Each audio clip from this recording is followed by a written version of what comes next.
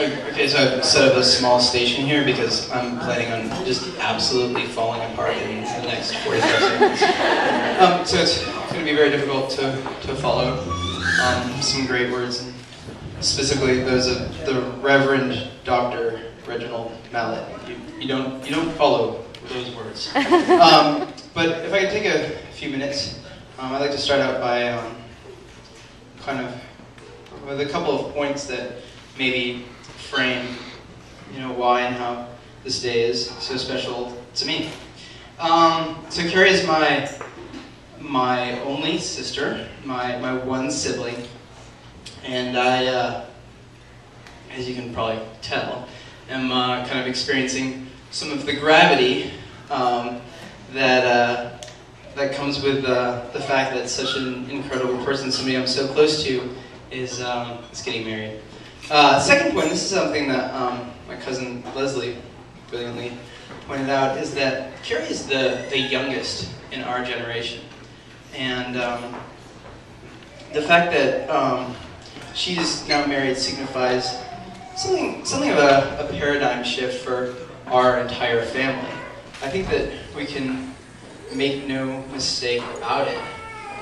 Pat and Kit and Les and Carrie and I are no longer young. And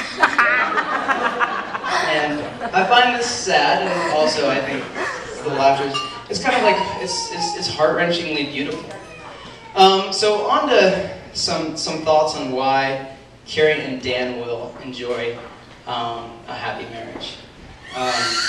So let's talk about Dan for a minute. As Beth miscounted, Dan actually speaks 19 languages. Oh, 19, sorry.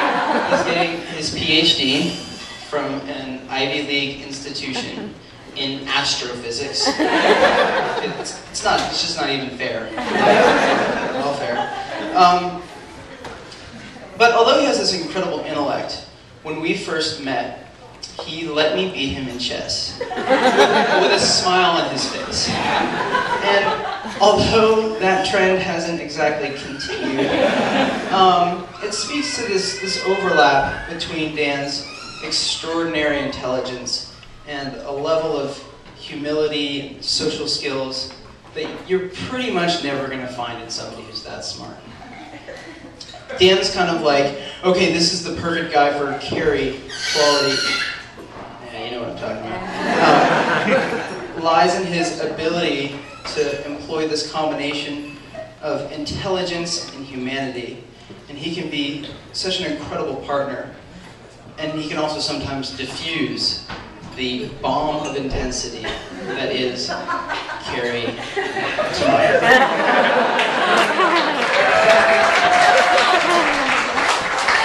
So, I need you to trust me when I say that, these are strong words, I hope.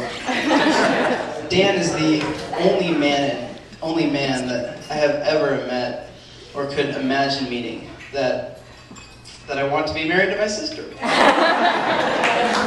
Okay.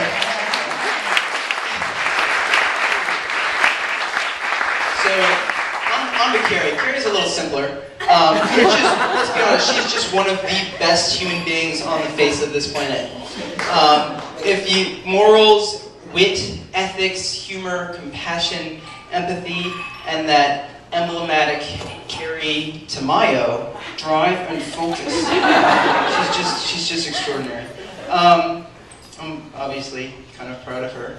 Carrie is capable of these unspeakably brilliant moments of humanity when the parallel lines of intensity and humanism meet. And I'm often finding myself caught in this crux of wanting to monopolize my time with her, and also realizing that the world needs more of her, and more people like her. So together you see that Carrie and Dan are sort of, oh, I lost it, oh, back. Carrie and Dan are sort of a tour de force of the best qualities that humans can be. And if any of you have witnessed the kind of loving interdependence that is the trademark of their relationship, you'll all agree when I say that they're blessed to have found each other and will certainly experience a loving and happy union. So, we're going to try and sneak this one in here.